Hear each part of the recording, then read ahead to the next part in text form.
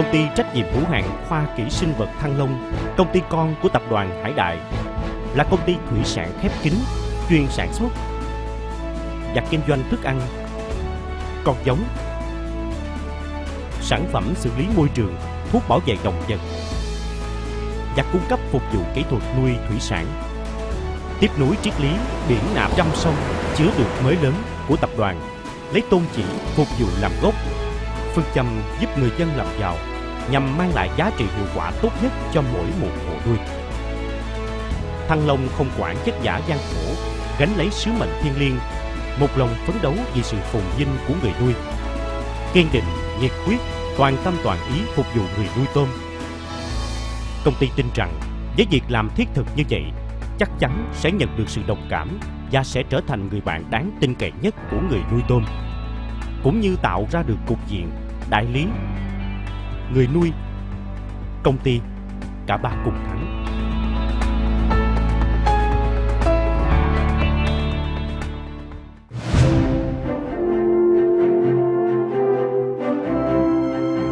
Công ty trách nhiệm hữu hạn Khoa Kỹ sinh vật Thăng Long được thành lập từ năm 2003.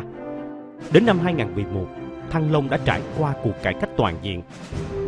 xây dựng lại đội ngũ, xây dựng lại chất lượng, thương hiệu, bố trí lại mạng lưới kinh doanh. Sau 5 năm cải cách, công ty Thăng Long với hoàn cảnh khó khăn của tình hình chung, tổng thể vẫn được dòng tăng trưởng gấp chục lần. Tiến vào top 3 nhà máy sản xuất thức ăn tôm lớn nhất Việt Nam, và tại một số thị trường lớn trên cả nước, Thăng Long đã giành được ngôi vị số 1 về thị phần tiêu thụ.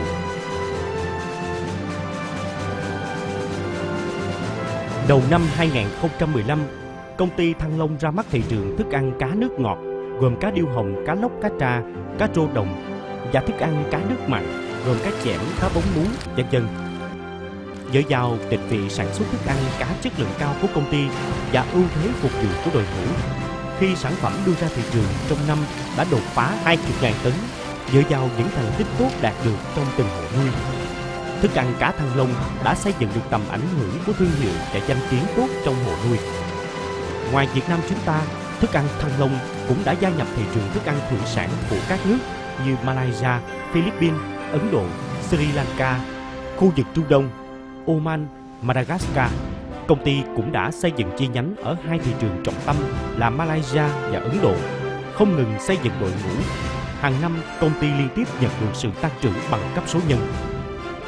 Nhưng chúng tôi vẫn tiếp tục dựa vào kỹ thuật để tiếp tục theo đuổi, trọng dụng nhân tài, chăm chú theo dõi hộ nuôi, tiếp tục phát triển lớn mạnh, hướng tới con đường trở thành nhà máy sản xuất thủy sản lớn nhất Việt Nam để tiến lên đứng vững cho thị trường Việt Nam trong nước, tích cực triển khai phát triển đến các thị trường tiềm năng như Đông Nam Á, Nam Á, v.v.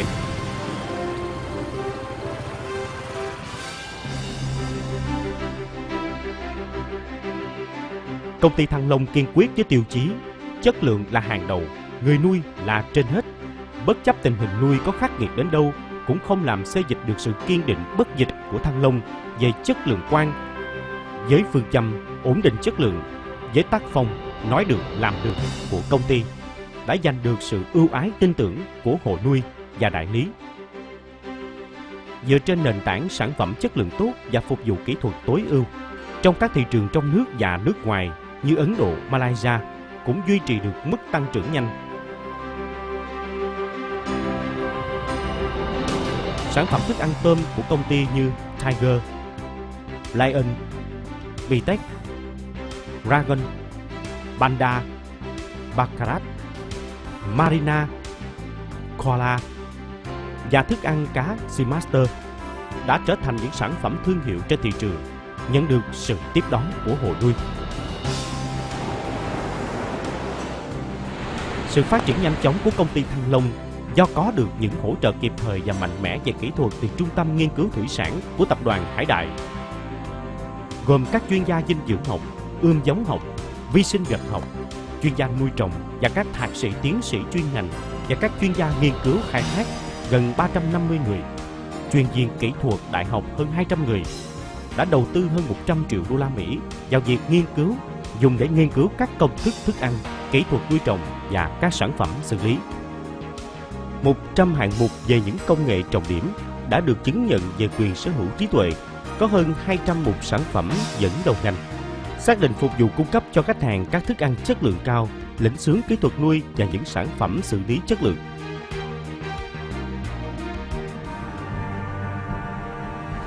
Nuôi trồng thủy sản là một ngành đòi hỏi nhiều về mặt kỹ thuật, trong khi hầu hết người nuôi lại đang rất cần về kỹ thuật, khiến công ty Thăng Long không khỏi trăn trở và khuyên chú ý đến vấn đề trọng yếu này. Là một doanh nghiệp xác định kinh doanh theo hướng phục vụ, công ty toàn tâm trong nghiên cứu kỹ thuật và mô hình nuôi, từ đó đã tổng hợp và đúc kết được giải pháp nuôi tổng thể 5 tốt của Thăng Long: con giống tốt, kết hợp thức ăn tốt, mô hình tốt, cộng thêm phục vụ tốt sẽ cho ra kết quả nuôi tốt.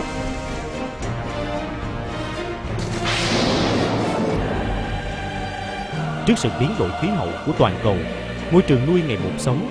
nhu cầu con giống chất lượng tốt của người dân ngày càng cao.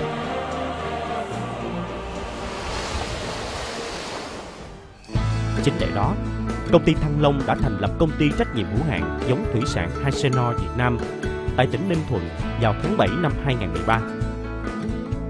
Mỗi năm có thể cung cấp cho thị trường 2 tỷ tôm giống thẻ chất lượng cao. Song song đó, vào tháng 6 và tháng 8 năm 2014, Thăng Long cũng lần lượt triển khai 2 trại giống tại tỉnh Thừa Thiên Huế và tỉnh Tiền Giang, tiến thêm bước làm giảm mức độ gây sốc cho con giống do quãng đường vận chuyển quá xa, giúp nâng cao tỷ lệ sống trong quá trình nuôi. Trại giống Hasenor Việt Nam đã mời ông Andy, người Mỹ, đảm nhiệm chức vụ cố vấn kỹ thuật, xây dựng được đội ngũ nhân viên kỹ thuật với kinh nghiệm phong phú, thiết kế một quy trình sản xuất hoàn thiện hợp lý, phù hợp với yêu cầu an toàn sinh học, sử dụng toàn bộ nguồn tôm bú mẹ nhập khẩu. Trong quá trình ươm nuôi, tuyệt đối không sử dụng chất kháng sinh, cho ăn bằng nguồn tảo tốt và Artemia nhằm nâng cao thể chất con giống. Sau khi kiểm tra đạt được 4 chỉ tiêu về chất lượng nguồn giống tốt mới được xuất bán ra thị trường. Việc làm này giúp con giống Hasenor luôn đảm bảo các ưu điểm là giống sạch bệnh, chịu sóc tốt và phát triển nhanh. Nguồn giống chất lượng tốt đòi hỏi phải kết hợp với mô hình nuôi an toàn, khi đó mới phát huy hết ưu thế phát triển của con giống.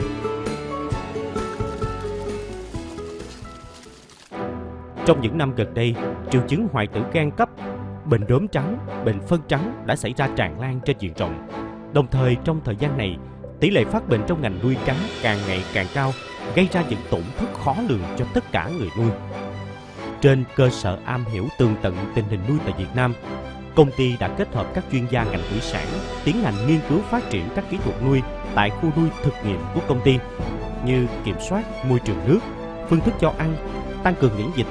xử lý đáy ao, thức ăn lên men và kháng sinh độ, v.v. kết hợp với hệ thống lưới chống chim, chống cua còng, các hệ thống phòng vệ v.v. Đồng thời đưa ra mô hình có tính tiên phong Thăng Long Smart System, mô hình nuôi an toàn cho tôm và cá để giúp cho hộ nuôi thực hiện kiểm soát được trong quá trình nuôi, có thể duy trì kết quả tốt trong khi nuôi.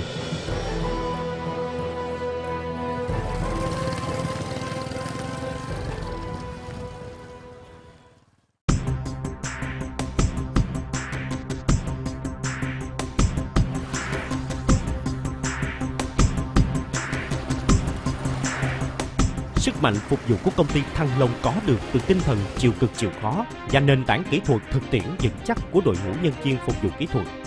Hàng năm, công ty Thăng Long đều tiến hành sàng lọc và tuyển dụng thêm những sinh viên ưu tú từ các trường đại học chuyên ngành nuôi trồng thủy sản. Trải qua 6 tháng đào tạo nuôi tôm cá, thực tế và kiểm tra nghiêm khắc về kỹ thuật nuôi thực tiễn và kỹ năng chuyên ngành tại các khu nuôi, chính thức được phụ trách công việc tư vấn kỹ thuật cho khách hàng. Công ty Thăng Long hiện đã đào tạo được hơn 130 nhân viên kỹ thuật, am hiểu chi tiết từng khâu nuôi, có thể đảm trách phục vụ tư vấn toàn diện từ khâu chọn lọc con giống, xây dựng quy trình nuôi, hỗ trợ kỹ thuật nuôi, biện pháp phòng trị bệnh, cung cấp thông tin thị trường v.v. Hàng năm, công ty đã tổ chức trên 100 cuộc hội thảo kỹ thuật lớn nhỏ với hơn 10.000 lượt khách hàng tham dự. Song song đó, công ty đã giới thiệu và đẩy mạnh giải pháp nuôi tổng thể 5 tốt của Thăng Long tới người nuôi: con giống tốt, thức ăn tốt, mô hình tốt, phục vụ tốt, sẽ có kết quả tốt, đã mang đến nhiều kết quả nuôi thiết thực cho bà con giúp gia tăng năng suất, tăng thêm lợi nhuận.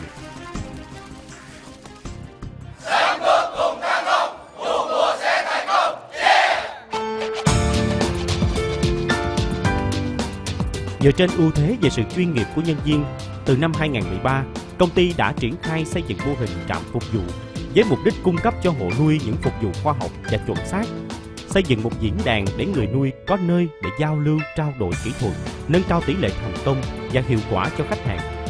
Đến nay Thăng Long đã triển khai được 18 trạm phục vụ tại các tỉnh như Tiền Giang, Bến Tre, Trà Vinh, Sóc Trăng, Bạc Liêu, Cà Mau. Trong thời gian tới, công ty sẽ tiếp tục đẩy mạnh mô hình phục vụ hiệu quả này ra nhiều vùng nuôi khác với mong muốn mang nhiều quyền lợi hơn đến cho người dân.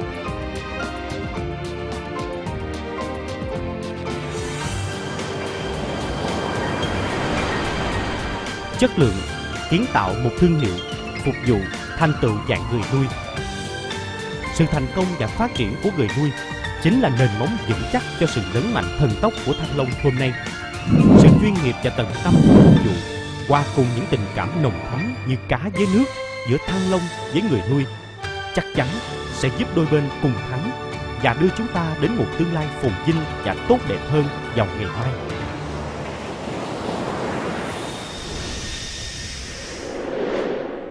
Sánh bước cùng Thăng Long, vô mùa sẽ thành công.